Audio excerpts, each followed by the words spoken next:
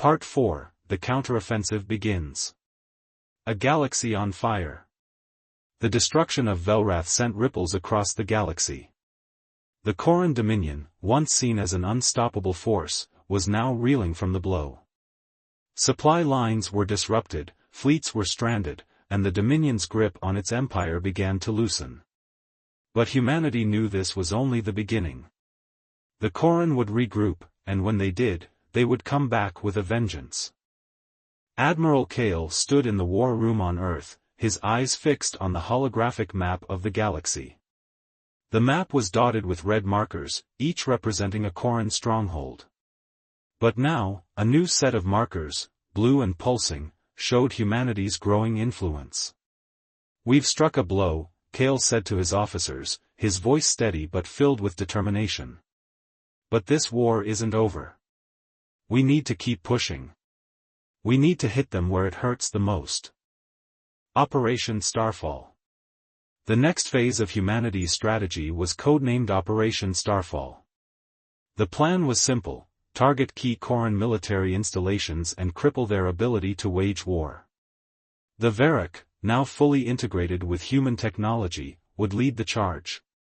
Captain Yarrick stood on the bridge of the Varrock, his crew ready for the next mission.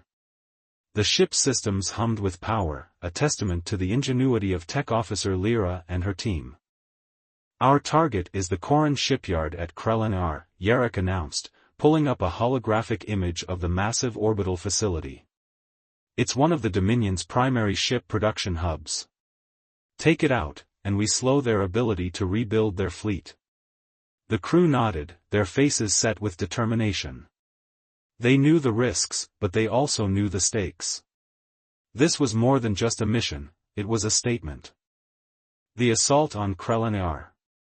The Varrock dropped out of hyperspace on the edge of the Krellenar system, its stolen Corran codes once again allowing it to slip past the outer defenses. But this time, the Corran were on high alert. "We've got company," Lyra warned, her eyes scanning the sensor readings. "A patrol fleet is heading our way.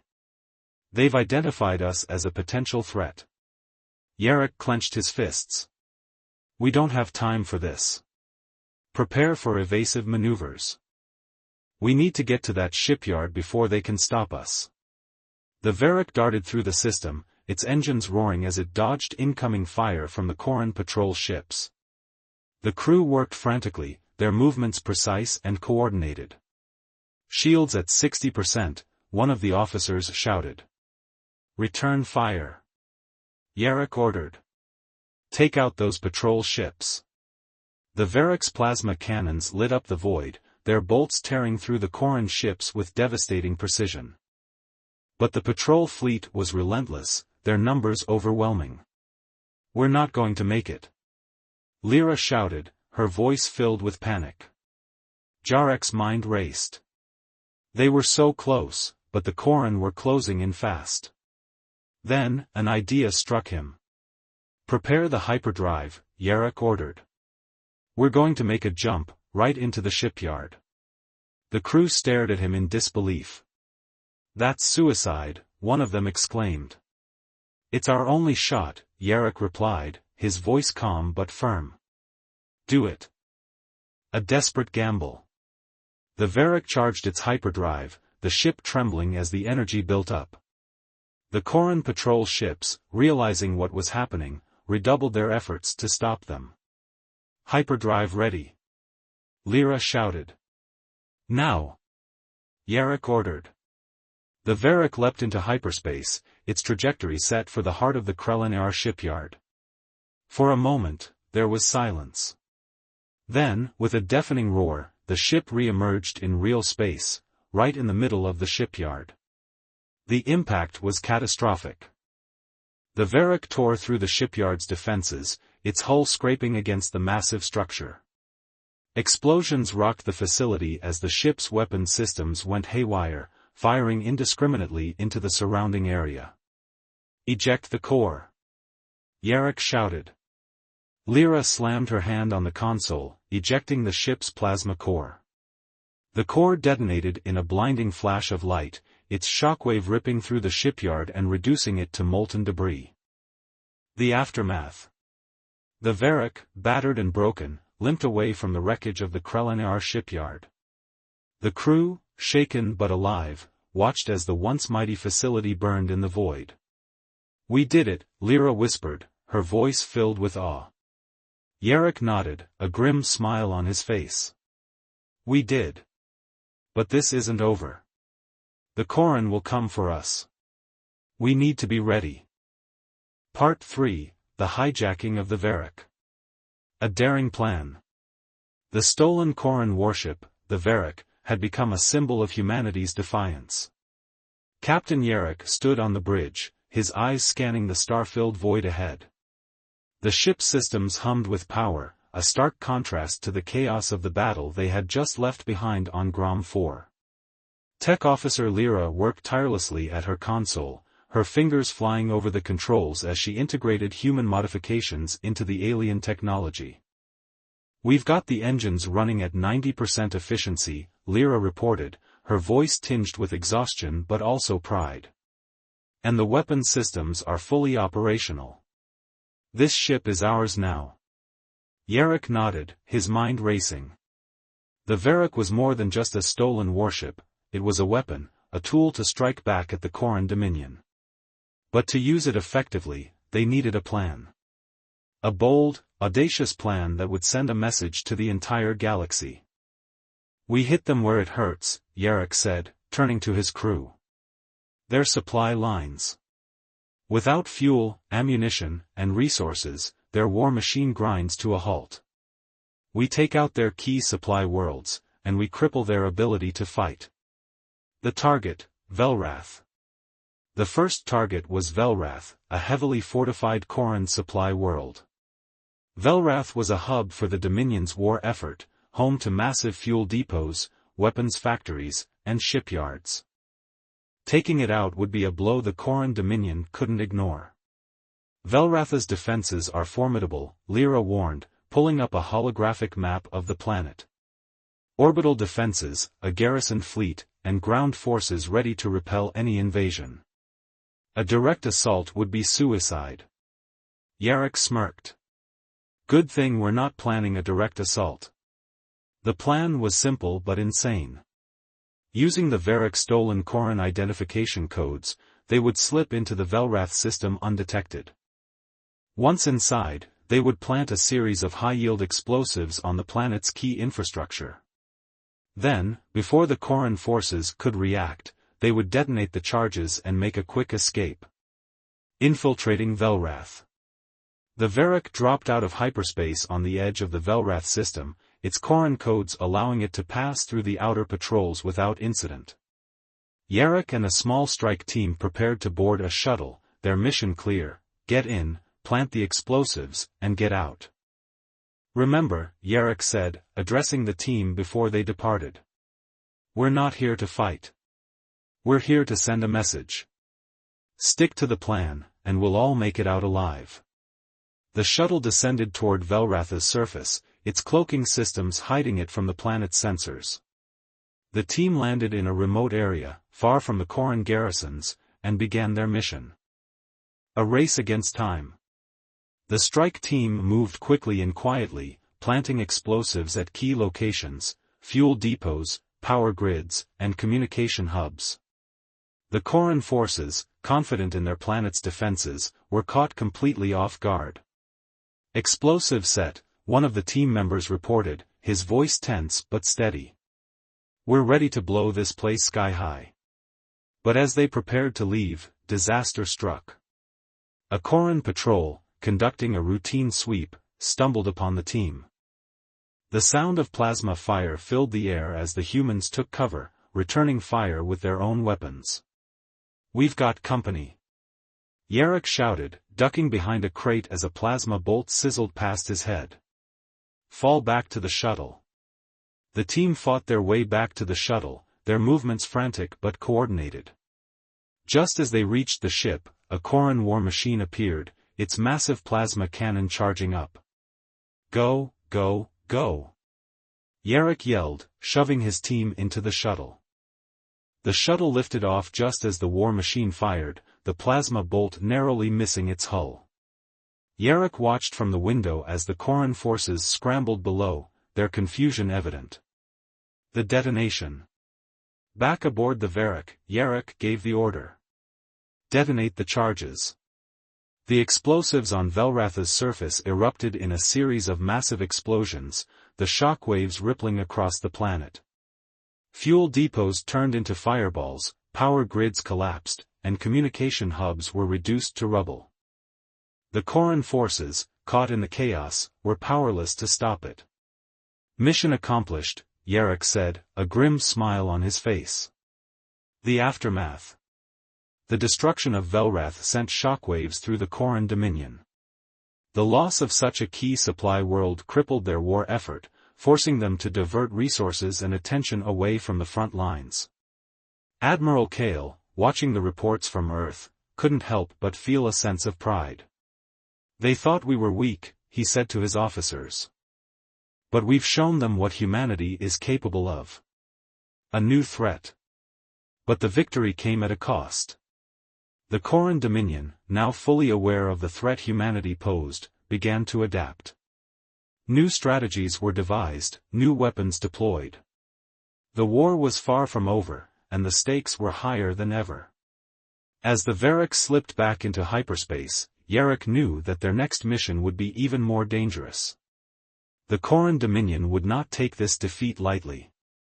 They would come back stronger, more determined. But humanity was ready. They had proven that they could stand up to the galaxy's ultimate hunters. And they were just getting started.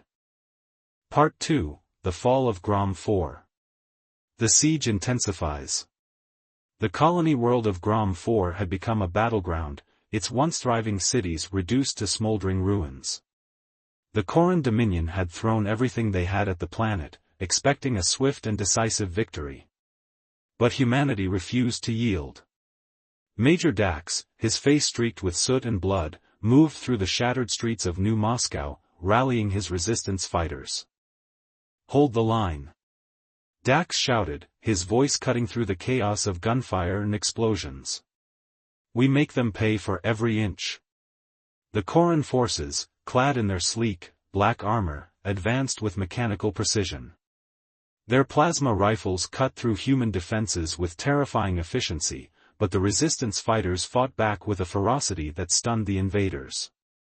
Lieutenant Mira, her arm bandaged from a recent wound, led a squad of fighters in a daring ambush, using the rubble of the city to their advantage. "They're not used to fighting someone who hits back," Mira said, her voice filled with grim satisfaction as she watched a Corran patrol fall into their trap.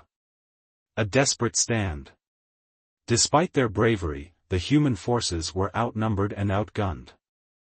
The Corran war machines, towering behemoths of metal and firepower, rumbled through the streets, leveling buildings and crushing anything in their path. Dax knew they couldn't hold out much longer. "We need to buy time," Dax said, crouching beside Mira as they took cover behind a crumbling wall. "Earth's fleets are on their way, but they won't get here in time if we don't slow these bastards down."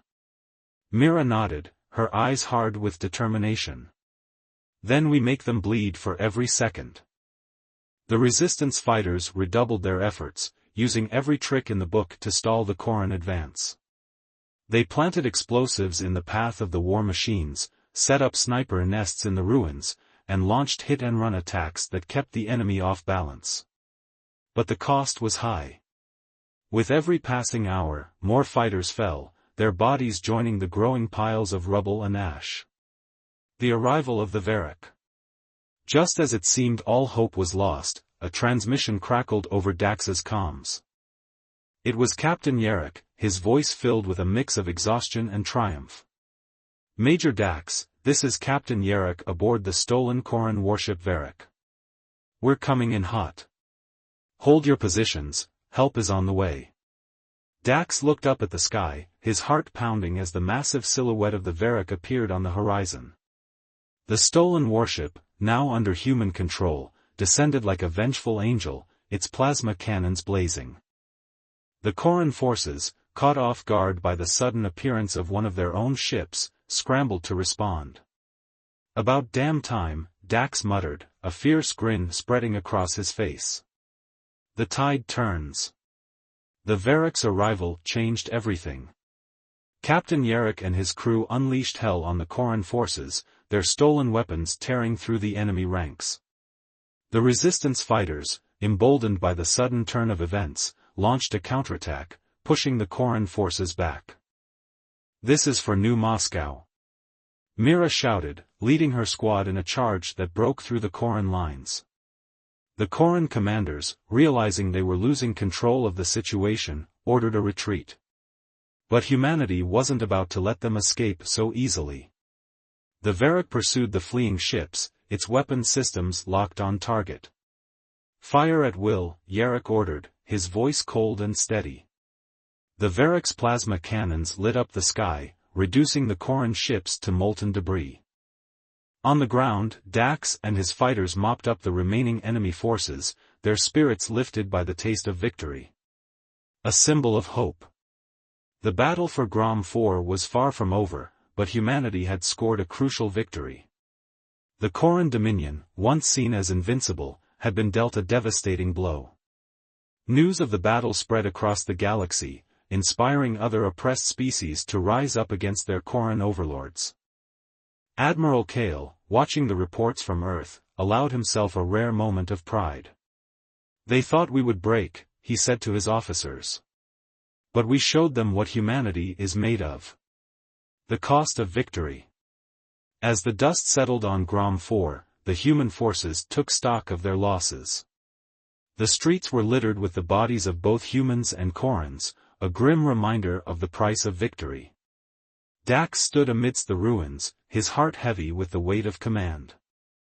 "We won today," he said to Mira, his voice quiet but firm. "But this is just the beginning. The Corran Dominion won't stop until we're wiped out. We need to be ready for whatever comes next." Mira nodded, her eyes filled with determination. "Then we'll keep fighting.